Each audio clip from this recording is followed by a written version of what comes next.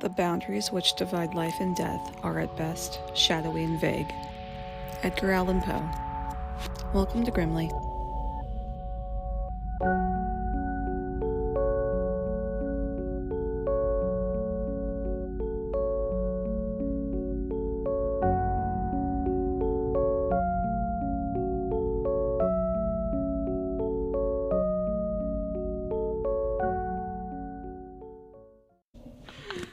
I thought you meant it was going to be like annoying for you to drink it. I was like, you don't have to drink it. No, I want to finish it. It's okay. Love Topo Chico. I know. It was, An impulse buy.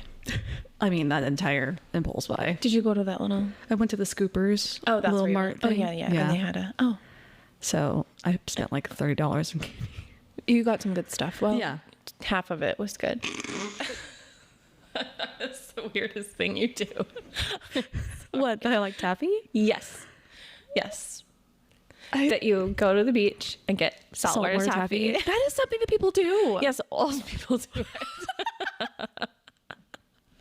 Well, I guess I'm just in my geriatric era. Well, that's that one thing that you do. Just saltwater taffy, black licorice. No, you eat black licorice No, too? fuck no. Disgusting. Like some, only I a don't true know, psychopath. ginger chews or something. Or there's originals. Yes, peppermint candies, those chalky ones. Ew. Yeah. And then saltwater taffy is in line with all of those, is what I'm telling you. I even tried it yesterday. You tried to try it. I spit it out. You did. I was like, that was worse than I expected it to be. What was the flavor? It kind of had okay, so I would bet that it would soften up. Those are pretty soft. For I taffy. feel like it would hurt my teeth. Yeah, that is a hard thing with saltwater taffy in general. Yeah, and Rolos are another one that's sort of like a really Raisin. sticky. Raisin candies. Have you ever had those? No, raisin? Raisins. No. Risen. No. They're like caramel covered in chocolate. Okay, But like it's a very I hate tacky, that. It's not for hard me. Well, caramel. that's kind of like those taffies. Kind of like that. Well, I really liked those too, but I just don't eat them because I feel like I'm gonna pull out my fillings. Yeah. Just yank them right out. Just yank it right out. That's all I need is a dental appointment again. Mm-hmm. Well, whatever. It's Fucking okay. judge me. You can have your thing. Yeah. I was drunk when I walked over there. Yes. See that? That's how it goes. By the way, welcome to Grimly. Classy lady walks, not drives. Yes. We are classy ladies that walk and don't drive drunk. Yeah, it was just like 2 blocks. Or like, Yeah, it was a very quick walk. Mm-hmm. Yeah. But I am Missy. Oh, and I'm Meg. Welcome to Grimly. We are two unserious people, obviously, that talk about seriously creepy topics. And we are in Long Beach still. Mm-hmm. And we got a little wine drunk. And so I walked to a ice cream store, but it was just like a very big convenience store. With an ice cream. That had like an ice cream counter, but that was still had a long line. Yeah. When I walked over. Like, what, 9:45 or something? Yeah. Like pretty late. Yeah. Yeah. And then, Coleman's here too. It's like, she didn't introduce me. Right. How dare you? I am part of this pod as well. But yeah, we were going to watch a movie. I was like, we need some candy. Yes, that's true. I was like, oh, just have more dinner. You were like, Shut the fuck up. that is so annoying. It's okay. I That's how fucking lazy I am. Like, I want the candy, but I'm not going to get up and get it. That's fine. I'll go get it. That's, par for the course, I good. think. But yeah. Do you have a Sigil? Oh God, there was What's something. next? What was I going to say? Something about our Long Beach adventure so far. I saw a dead seal on the You beach. did see a dead That's seal a this thing. morning on your walk, which is very sad. I know it was sad. Yeah. There was almost nobody out there. It was very, Oh, really? and it did rain a little. Yeah, I know. You in the early morning walks. Yeah. We are not one and the same. You're like, I'm going to go for an hour walk at like 9 a.m. I was like, no. No, it's good. You're right. We can do different things. It's fine. I just am not that type of morning person. I need to sit on the I'm couch. that type of morning person on Saturday. You know what I mean? Good. That's great. Lovely. Just on Saturday. The other days, I just slog through life like the rest of the world. And one day, I'm like, I want to have a fun day. I'm gonna go on a beach walk. I'm just like, okay. For my mental health. Yeah. I'm gonna sit on the couch. That sometimes I do too. Yeah, I am just definitely not a morning person in that way. I'm not a morning person in general. Well, yeah. I also had to finish some notes. Oh. It's fine. I got it finished. But yes, I don't have a segue for what we're talking about today. What are we talking about today? Okay. So on a warm Florida December night in 1972, Eastern Airlines Flight 401 prepared for a routine landing in Miami. The crew, experienced and confident, expected nothing more than a standard flight to close out the year. But just minutes from the runway, a simple malfunction of a tiny light bulb set off a chain of confusion and errors that would send the massive jet plunging into the dark waters of the Florida Everglades. It was a tragedy that claimed countless lives, but what followed after the crash would spark whispers of hauntings, ghostly sightings, and the possibility that Flight 401 truly never left the skies. Have you heard this story? I have heard this story. Okay. It's a pretty popular one. Yeah. The plane stuff is so scary. It's like, I think that's a universal feeling where you're just like, maybe don't listen to this if you're we flying shouldn't soon. be up here. We're up here seated. I don't in a weird tube of physics. Yeah, it's very confusing. Yeah, so this is terrifying. Yeah, don't listen to this if you're going to be flying. Like, just try not to remember it if ever. I mean, yeah, I as somebody who is scared of flying, I've definitely listened to plenty of plane crash stories. I know. It's just, I think it's like so easy to empathize with the victims because you're just like, God, everyone's worst nightmare. Right.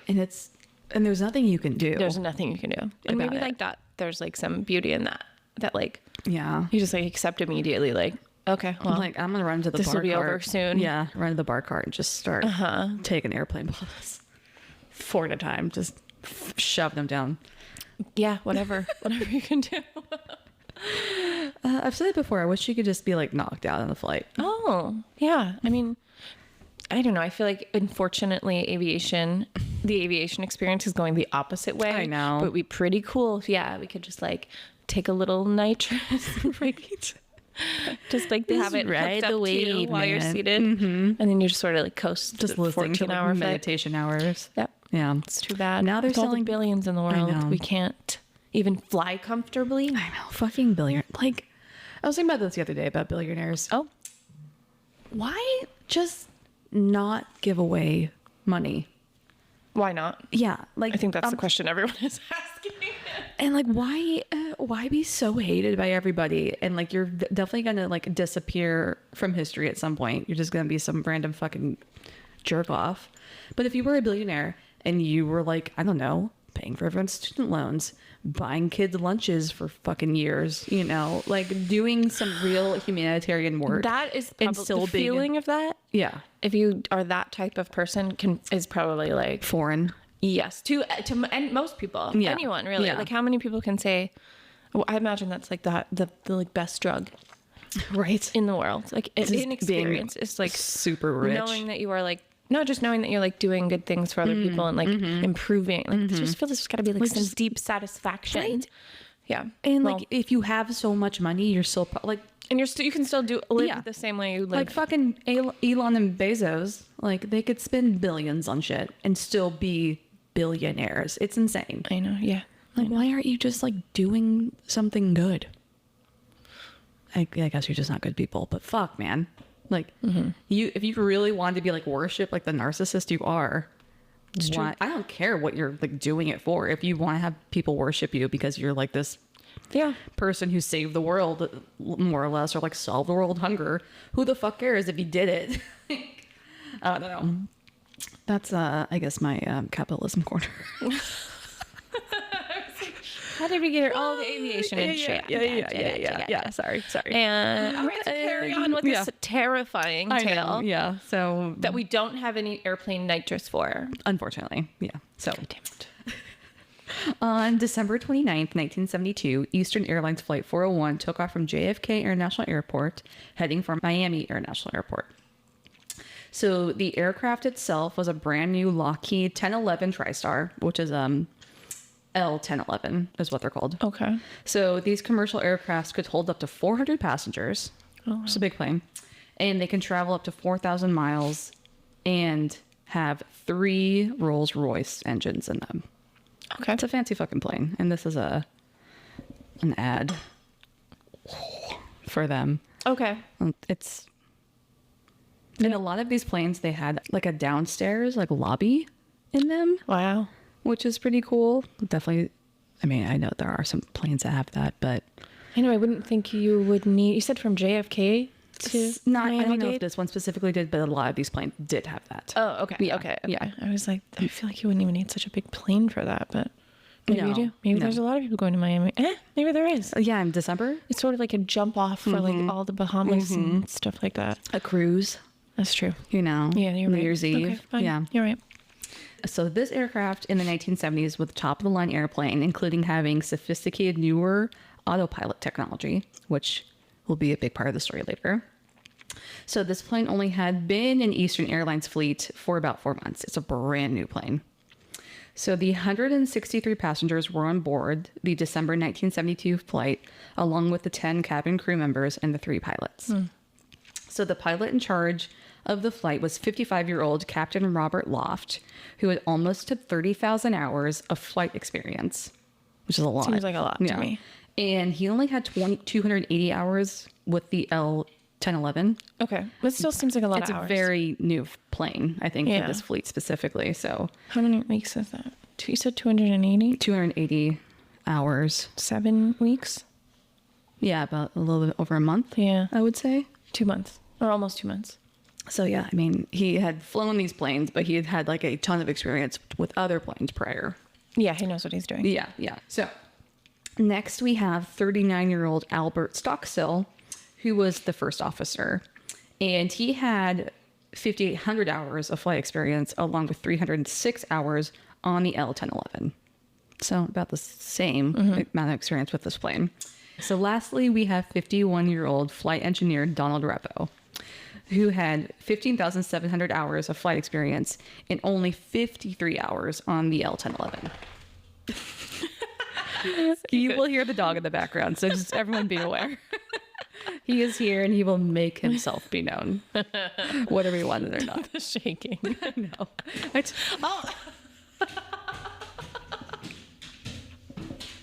like spinning in circles, dancing. Are you done? On tippy toes. Are you done?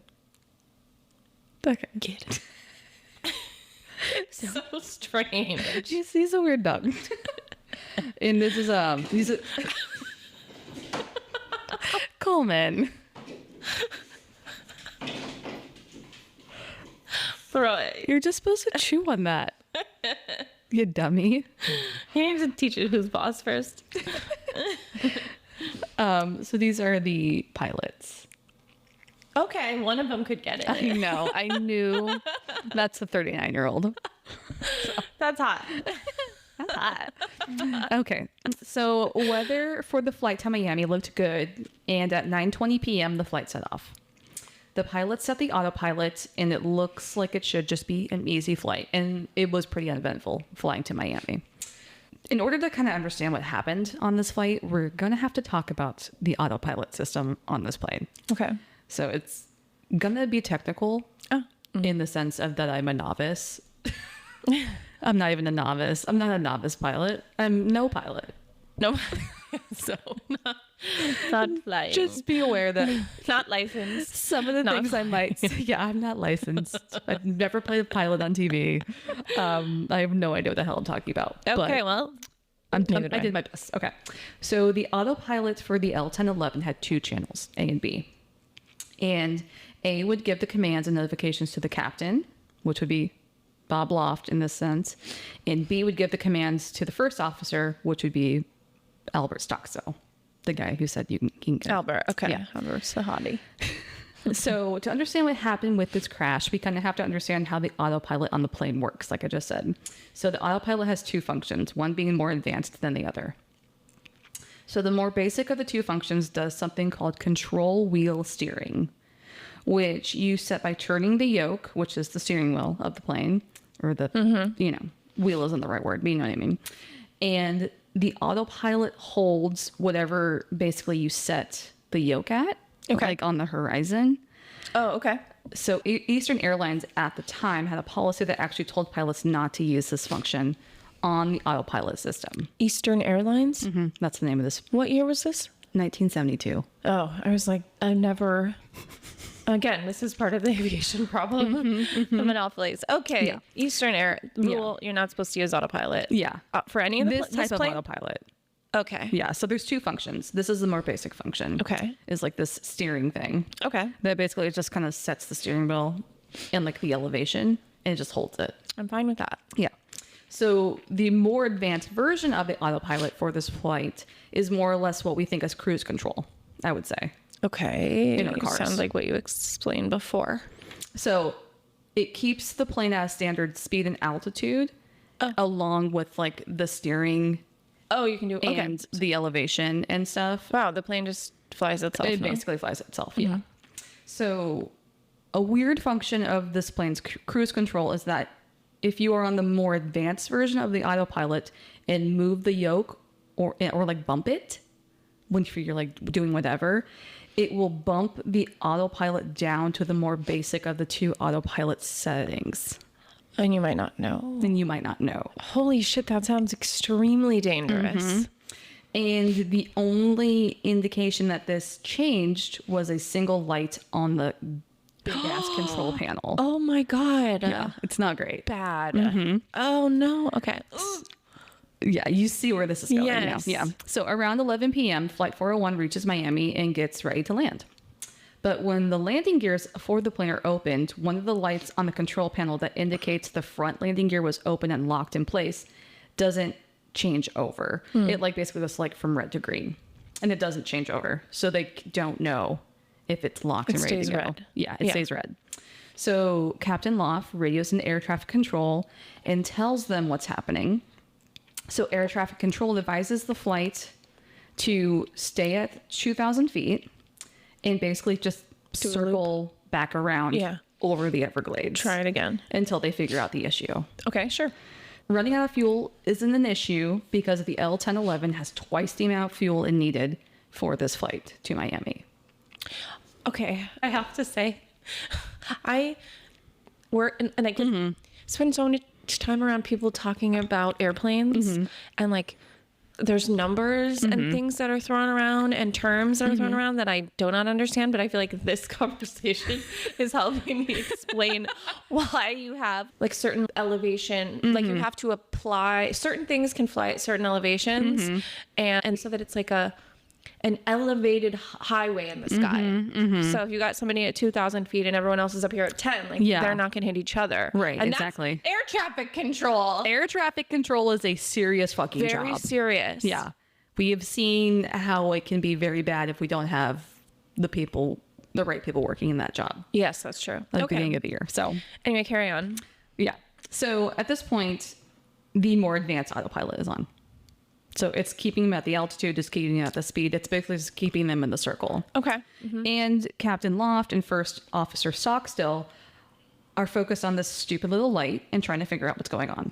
They're like tapping it. If you like, he basically puts the landing gear back up and then, he's like playing around with it. Turn it off, turn it off. Yeah, exactly, pretty much. Yeah. So Captain Loft actually eventually pulls the panel to these lights out and is trying to see if there's something like wrong with the wiring in there.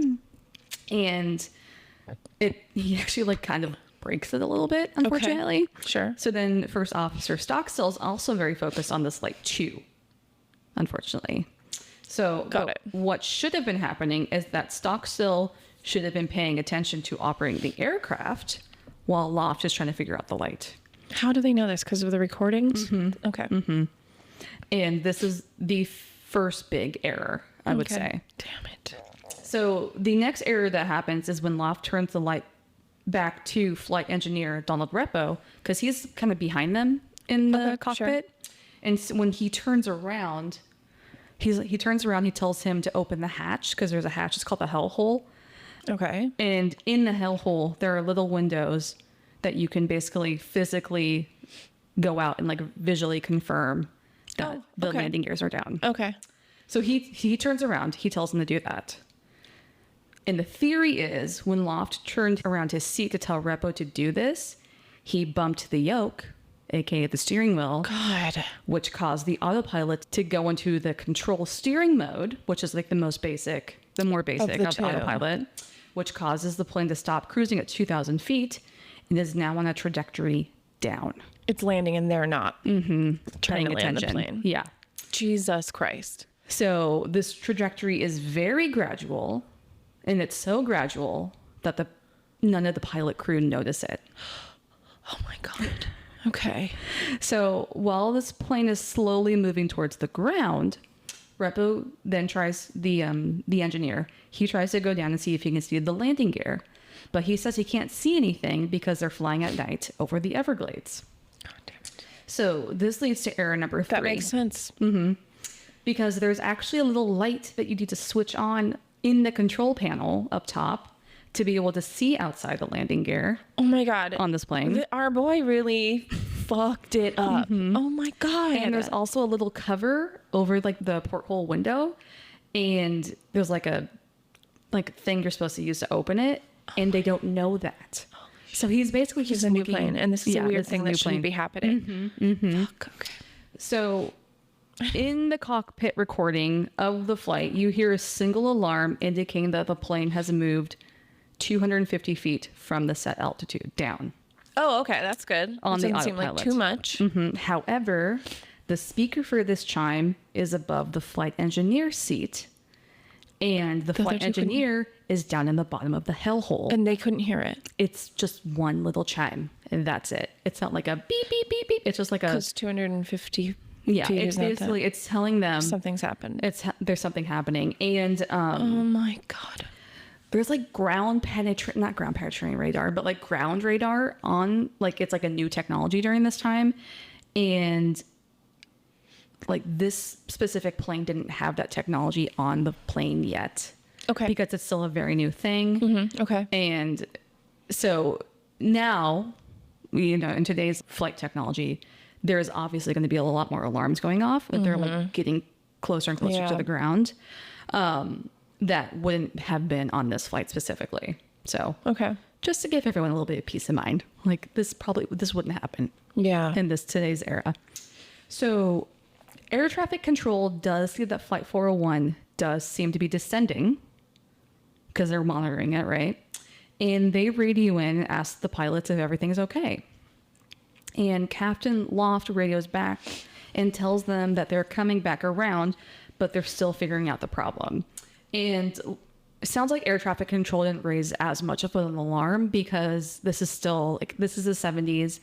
The actual like radar detection, the variance with the altitude on the planes is a lot bigger than it is now. Mm-hmm. And so they're like, oh, maybe it's an error in our software situation. Okay. Everyone's kind of assuming that it's going to be fine. Everything's fine, right? Because usually it is. Mm-hmm. So this is when this transmission is captured over the radio.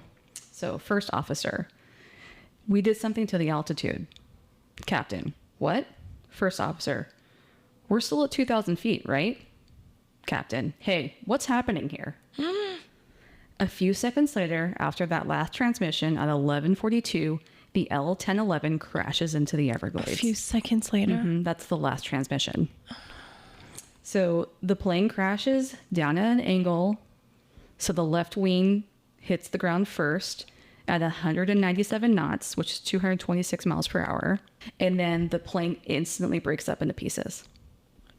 Yeah. Yeah. And 101 people perish in this crash. Okay. And it seems like the only reason why 75 people survived this crash is mainly because they landed in the deep mud of the Everglades. Oh. So it's like that's bad. Softest landing, I guess, you can have. Yes. So I'm like not trying to be one of those 75 people. No offense. yeah. Please just let it be over. Yeah. Like I expected it would be. Right. When I found, actually, no one even knew. They didn't probably even, the pilots didn't know. No. Yeah. No one knew. You don't think anybody was like, this feels weird? I don't think know. people. I don't know. They might have all been asleep. It's the middle of the fucking night. Or drunk. It's the 70s. Oh my God. Okay. I hope they didn't know. I hope so too. Yeah. So Captain Loft and First Officer Stockstill are killed in the impact. Donald Repo, the engineer, dies later in the hospital. 2 men that are night fishing in the Everglades on their airboat, they witnessed the crash. Oh yeah, that would have been a sight. So they described it as it was like a ball of flame and then just instantly went away. Wow. I think because of the water and the mud. It was like, Wow. yeah, it was just like, and then nothing. Oh God. Okay. They are the first on the scene on the crash. The first people. Do you think we were on our airboat, we would be like, let's go towards that? I probably. Okay. You do seem like the type. Meg's like, can't be bothered. It's just like, I don't know what that is. I'll call it in. I don't think I need to investigate whoever the fuck that is. I called They're the heroes. sheriff when I thought I found a foot I know, on the beach. I did encourage you to do that You though. did, yeah. Calling is fine. Do you need to go and see what it is yourself? I don't know. I'd be terrified. I don't know. But these men are heroes. Yeah. They start pulling survivors out of the mud until Yes. the Coast Guard shows Yes, up. I remember. And Okay. it's described Heroes. as like, there were some people like deep stuck in the mud, still in the chairs. And they also described like one man, his like clothes were completely like burned off of him. Oh my God. In like the impact. They just like vaporized his clothes. What? See, who needs to live? I mean, okay. I want to live through it.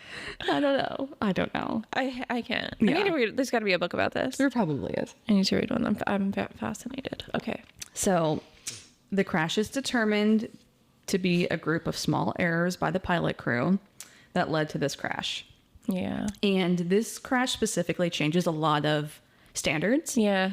One being that if one person's fixing a problem, the other person basically has to ignore them and fly the plane. Got it. Yep. Please. Why else are there 2 of you there? And then also there was a change in having like directions, like the little window below. Okay. Like having directions, like a sticker saying like there. how you open this window or how you work this window. Okay. There's like little stuff Yeah. stuff like that. And then also having flashlights on planes. Okay. Because when they crashed in the Everglades, it was completely pitch black and there was no flashlights.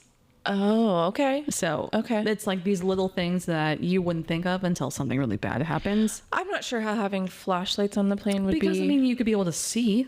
But okay, where does the flashlight end up if the plane crashes? They're attached in different parts of the plane. Okay, like so on if the you were wall, near a like in a panel or something. Okay. They're attached in like different places. Okay. I mean, I'd rather be able to have an option. Or Sure. have no option. No, okay, sure. You know. Sure. Why not? It's a flashlight. So this is where the story gets way more weird and paranormal. Yes. Yes. Yeah, okay. Yes. I'm with you. Yeah. And we will get into that stuff right after this. After a quick break. After a quick break.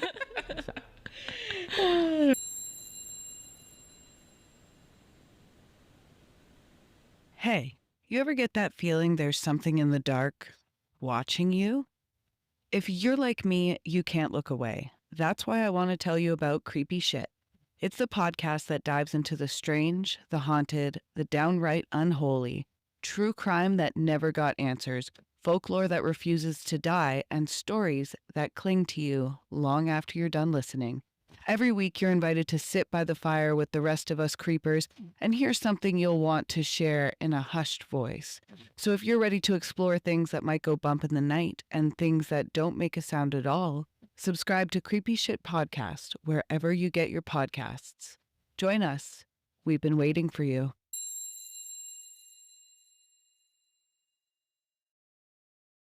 So since the L-1011 was such a new plane that they had just purchased, Eastern Airlines, Lockheed decides to repurpose the parts from the crash and use them in other planes of their fleet. I can't fucking believe you could do that. Why would you do that? It didn't seem like a very Weird thing? No, I think like most airplane companies did that. It's wild. I guess they do like a lot of testing to make sure that the parts are fine.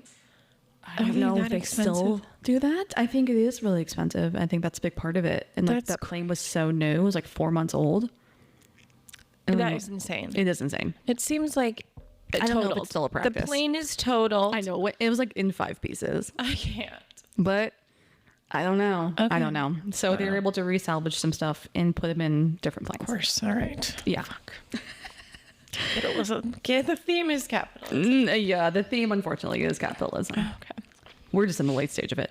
Okay, so after the parts are repurposed for the next 3 years after the Flight 401 crash, flight crews and passengers on other Eastern airline flights begin claiming that they are having terrifying experiences on the planes that had parts from Flight 401. I mean, Energy. completely. Travels, lingers. And those people really, at least hopefully all of them had no idea it was coming. Yeah, absolutely. And so they're just like, what the hell? I was in this seat. Yeah. And now I'm on a different... Now, who, I don't know, am I still in the seat? Like, am I flying? What the fuck is happening? It's like lost. Yeah. So anytime an Eastern airline employee would talk to their superior about a paranormal experience they had, they were told to keep it quiet. Wow. Yeah. They're like, now this is 5 planes. They're like, not doing it. We're not talking about this. And I kind of understand, but like... Yeah, because it seems crazy. Yeah, I know, right? Especially in the 70s. Honestly, so does flying in a tube in the sky. I know. And it's all crazy. That's real. I know. It's all crazy. So some employees were even sent to a psychiatrist, or they were fired if they kept like bringing up like an experience they had. damn. However, there have been numerous Eastern airline employees or previous employees. This airline's no longer. Who bought them? Or did they... I'm so curious. Who bought one? Who bought Eastern Airlines? Or like, Oh. what is Eastern Airlines I know. now? I didn't go into the history of Eastern Airlines. I'm gonna have sorry. to look that up. Okay, so there have been numerous Eastern airline employees that have come forward and shared their personal experiences and paranormal experiences with the press anonymously. Oh, anonymously. Okay. Yeah. So I'm going to share some of the stories now. Please do. Yeah. So in March of 1973, so a few months after Flight 401 had crashed, 2 female flight attendants whose names had been changed to Ginny and Denise were working on Eastern Airlines flight on plane number 318, which was an L-1011, and they were flying from New York to Fort Lauderdale. And I don't think the fact that they're flying from New York to Florida is not It's a coincidence. Yeah, exactly. Because there's another story, similar flight pattern. Interesting. Yeah. So on this flight, you had a main flight cabin where the passengers would sit, and 2 elevators that would take you down to basically like an in-plane kitchen for the flight. Oh. And the flight attendants would use that to prepare food and drinks for passengers Okay. during this time. There's like ovens and stuff. Wow. So during this flight, Denise was up on the top of the passenger cabin, basically, and she was taking food and drink orders. And once she realized she had gotten everyone's orders, she decides to head down to the kitchen to help Ginny with preparing the orders that she had just taken. And they were like pretty good friends, and so they kind of always tried to work together. Okay. Fun. I know, right? So at the same time, Denise was heading down to the kitchen in the elevator. Ginny was heading up to the cabin, the passenger cabin. In the other elevator, there was 2 elevators on this plane. Okay. To see if Denise needed help. So they're basically trying to help each other. They're missing each other. They're missing each other, yeah. So when Ginny was up top and asked around to where Denise was, the other flight attendants told her that she had just actually gone down into the kitchen to look for her. It's like, you know, you guys are like just going back and forth. There's a circle. Yeah. It's like when you're shopping with somebody in the grocery store and you can't find each other between the aisles. Circling. Yeah. You're like, where the am I in a time warp? What is happening? Yeah, exactly. Yeah, it happens frequently. Let's be real. You can always find me in the wine aisle. Go to where the brown liquor is. That's where I am. Oh, the brown stuff. The brown liquor and the donuts. Okay. So Ginny then goes back down to the kitchen area to find Denise. To give you an idea what this kitchen area looks like, it's basically like a long hallway that's almost the length of the plane.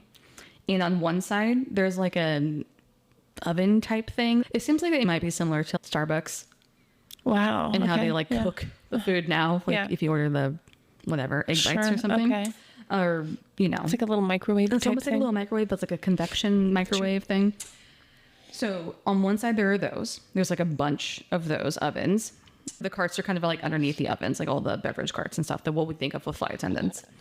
And then the other side is like cabinets for storage and things like cups and plates, etc. You know. Okay.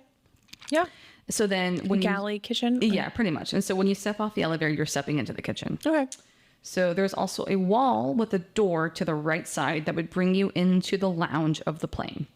I know nothing about airplanes. I had no idea that on our commercial airplanes there's all this space. Yeah. An elevator. Two I elevators. literally just thought, no joke, that is just a floor that we're on underneath. I think for most planes it is like that. Just where the luggage and the pets go. Yeah. I think this is like a nicer airplane because this plane has a lounge. Tell us all about the lounge. Yeah. So it's basically like what exactly it sounds like. There's like couches, there's chairs, there's a bar. Who gets to go down there? Nobody? I think it might be first class. Might be like a first class Okay. lounge situation. God damn it. So from where Jenny got off the elevator into the kitchen area, she can see the door to the lounge, but she can't like see into the lounge because it's kind of up over to the right. Okay. So it's not like a straight shot. So the kitchen is empty and the door is shut to the lounge. All right. So Ginny claims as soon as she got off the elevator into the plane kitchen, she had a feeling that someone was also in the bottom of the area, and she thinks it's Denise. Okay, sure. So Ginny begins plating meals and like just getting all that stuff ready, and she's expecting Denise to eventually pop in because she's not being quiet. Like she's prepping, you know, she's doing whatever, and she kind of expects Denise to come in and start helping her. And also they have to get this fucking stuff done. Exactly. They're on a schedule. Yeah. But Denise doesn't pop up. Okay. So Ginny starts to feel more and more anxious down in the kitchen area because she says it feels like someone else is down there and they're just like not letting themselves be known.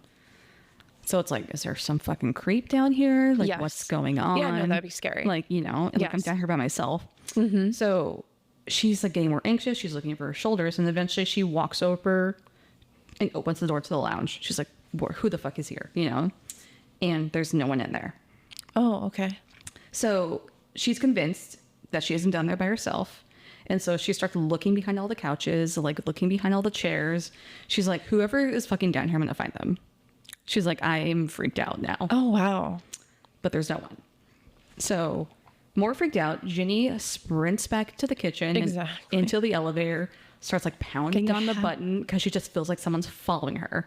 I'm gonna And get she the hell gets, out of here. yeah, she gets up into the passenger level in the cabin. She pours out of the elevator, basically freaking out, and she's like pale. She's, you know, kind of having anxiety attacks, what it sounds like. And another flight attendant sees that she is visibly shaken and pale. Wow. And so she takes her to the back of the plane to where Denise is. Denise is also visibly shaken and pale and describes the exact same feeling that Ginny had down in the kitchen. No. She basically had the exact same experience separately. Oh my God. Like, I would Because be why else would she have gone into the lounge? Right? Like, they're both like, someone else is down here and they're not making themselves known. They're like freaking out. Wow. And so I think that's the more compelling part of this story because one, you could be like, oh, she probably just had a panic attack or something, you know, but like two people having the exact same experience Yeah. minutes apart is fucking weird. Oh my God. I mean, it was, yeah. Yeah. Wow. So in April of 1973, a month after Jenny and Denise's experience on the same L-1011, plane 318, it was being boarded in Newark to fly down to Miami. Once again, New York area down to Florida. So the head flight attendant for this flight, a woman who went by the nickname Sis, Okay. was doing a head count of all the passengers on board when she realizes she had one too many people on board this flight. Whoa. While doing a recount of the passengers, Sis thinks she's figured out the discrepancy. In one of the first class seats, a man in an Eastern Airlines pilot uniform with a hat on, Oh. and she assumes that this man is deadheading, which is when pilots basically taxi or take a ride Yeah. to go to whatever airport they need to get to, right? Yes.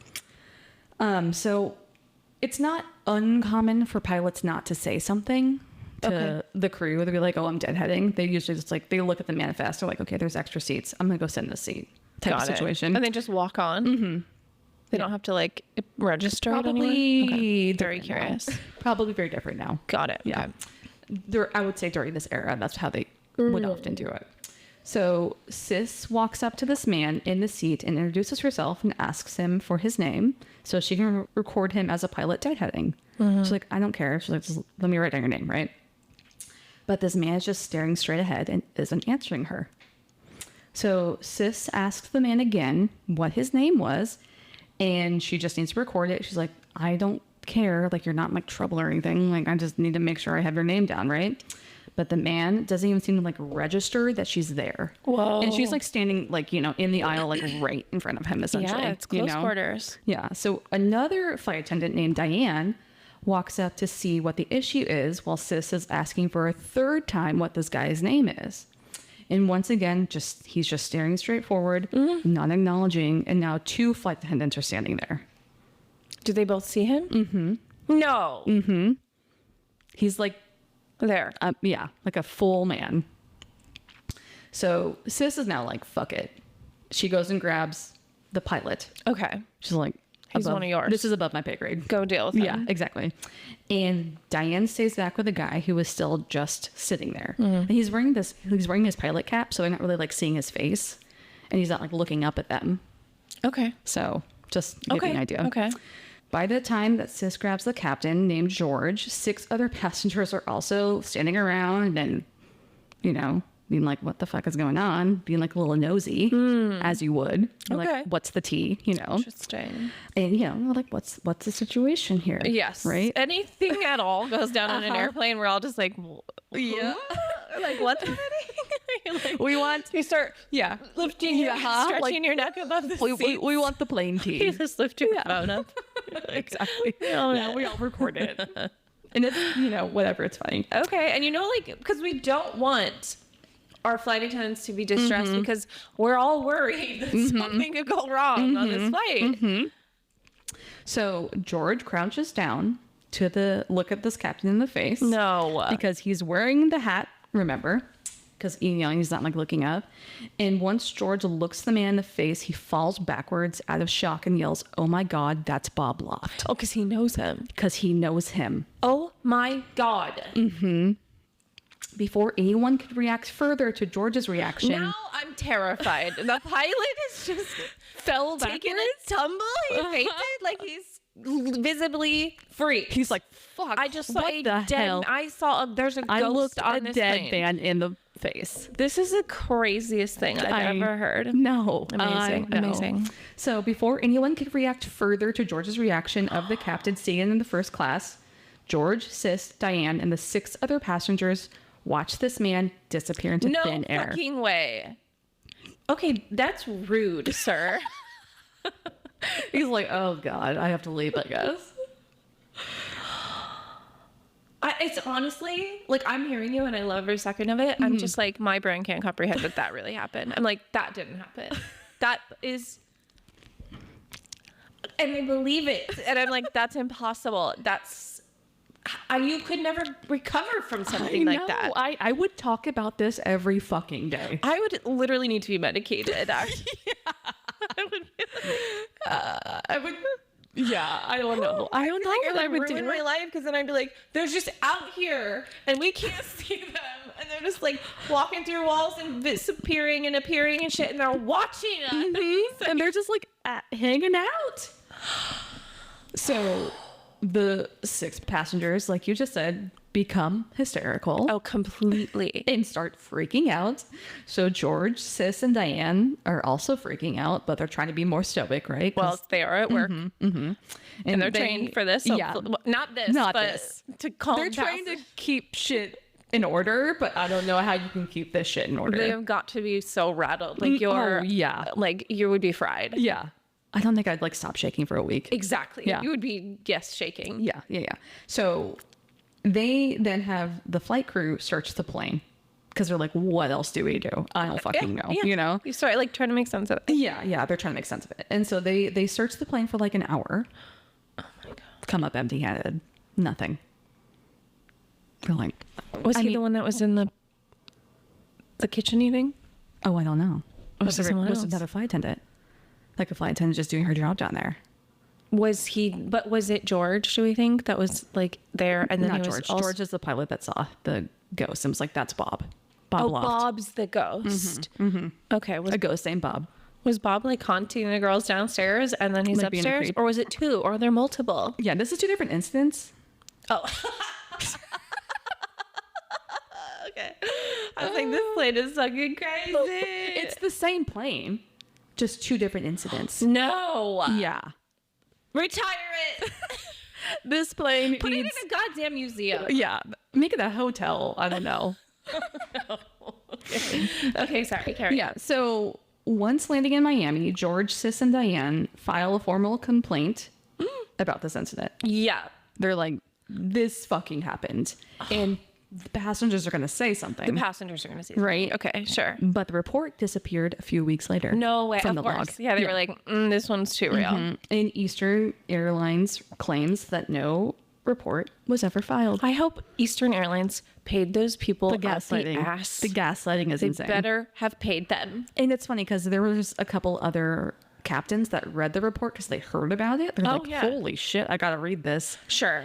And You talk to your friend about it? yeah. And there was a bunch So of like people who knew. other airline pilots that were like, No, it existed once. yeah, it existed once. It was there. But Okay, at why don't Eastern they just file Airlines, another it's just one? like gaslighting. Uh-huh. You know, pretty much. So another incident of seeing Captain Loft was witnessed by an Eastern Airlines executive. And he ran off the plane and demanded that the plane be searched. Because he's like, I just saw somebody in the plane with me. Wow. But once again, nothing was found. Wow. Yeah. So another incident on plane 318 happened in the cockpit itself. This plane is fucking haunted. Extremely. I wonder what... I wish I could figure out... I tried to figure out like what parts were used Yeah. on this plane specifically. I know, right? And I couldn't figure it out, Yeah. unfortunately. So the two pilots say that they heard pounding from the hellhole. Okay. So the hatch thing underneath. And it sounded like someone needed out of it. Oh. Which is fucking creepy. The engineer right? down there. So one of the pilots opened the hatch and went down to investigate to find nothing out of the ordinary. But when he went to climb back up out of the hellhole, it's like a ladder, he saw Don Repo like looking down at him, and then he vanishes. I hate it. Sorry. These are fucking I'm pilots. in a hole in the dark, and a ghost is above me, looking Staring down at me and then No. looking at me. I hate it. I can't. How do they even materialize like to the like average person, like people who aren't like sensitive to this? Like, I don't know. I don't. The energy's like got to be just like so strong. crazy. I think it's just because they died so suddenly and abruptly, and they were just doing their job, Oh and my goodness. everything's attached to like whatever parts they put in. I don't know. So crazy. Yeah. So another Don Repo sighting happened with another pilot who walked into the cockpit and saw Don Repo standing in front of him and told him that there was a malfunction with one of the plane's engines before he vanishes in front of him. Oh, the one they were engineer. on. Yeah. Okay. So the pilot had the engine looked at, and the malfunction that he said was there. A good ghost. Yeah. Oh my god. I know. He's like, hey, you should go check this out. I guess like whatever your character is before you die. Yeah, it's not the necessarily same. like nefarious shit that's happening. It's just weird. fucking weird, right? Yes. Weird and It's spooky. Jarring. Yeah. For the next 3 years after the crash of Flight 401, any Eastern Airlines plane that had a part from the plane crash had numerous incidents of seeing figures appear and disappear.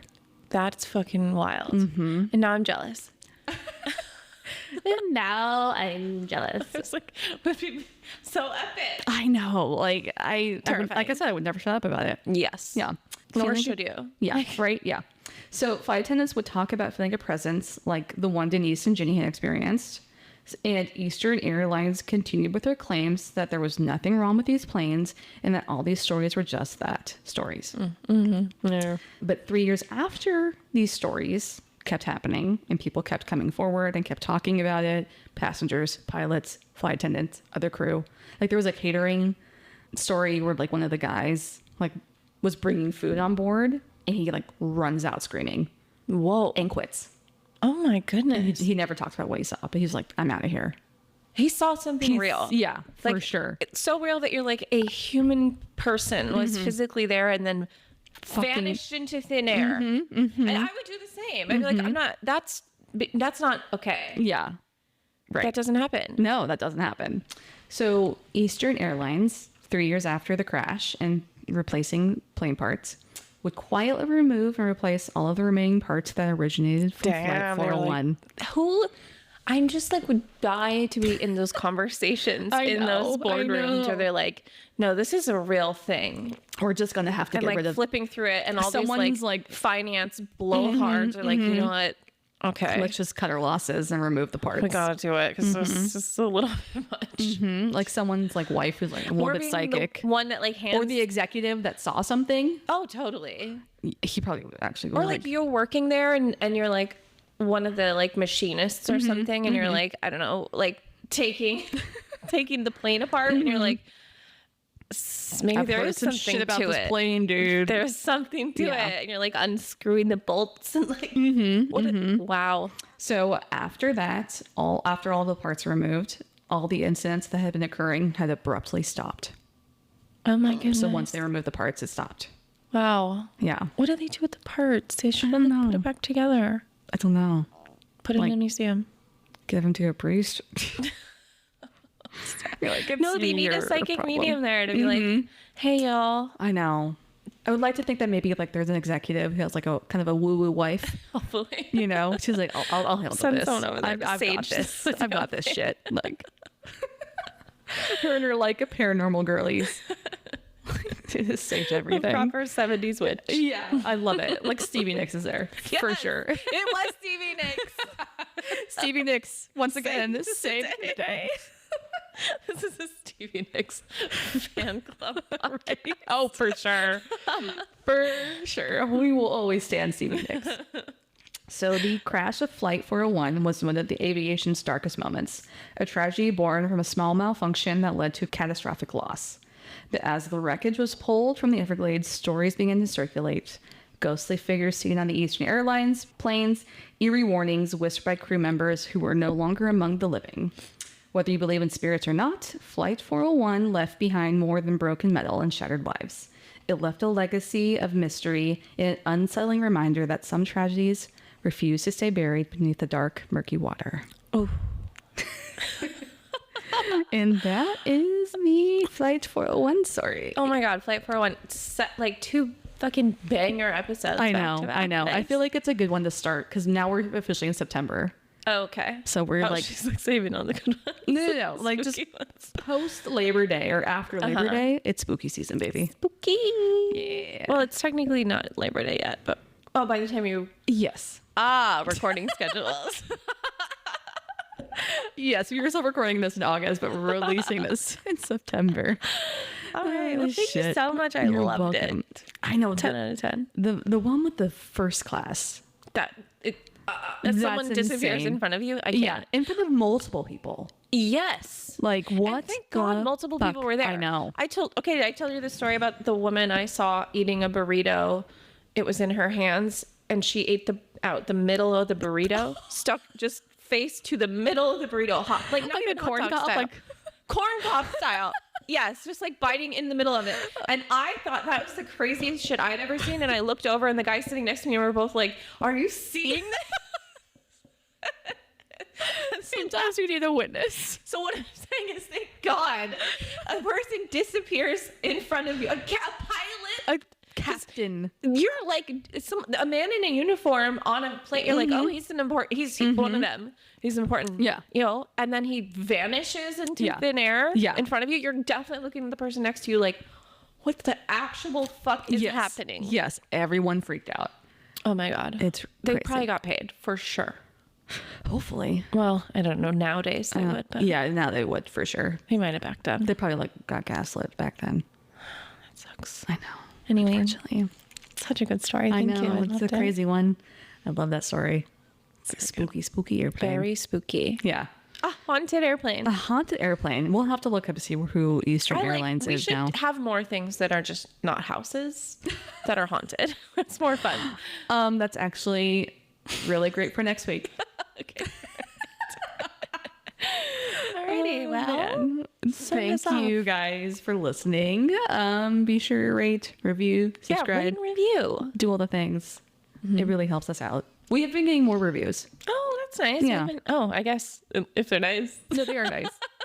We still have 5 stars on Spotify and Apple Podcasts, so that's I'm great. probably not getting that many reviews. God, we have some goddamn positivity. Whatever. I don't see them, so I have to No. they're not posted immediately, so I never see them. No. Well, thank you guys. And until next time. Stay grimly curious. It's probably not that many. No, I just mean it. Thank you so much for listening. Music by Alex Kingston and Adam McKinnon. For podcast photos and updates, follow us on Instagram and TikTok at Grimly Podcast. Be sure to rate and review, and we will see you next week for another episode. Bye, bitch.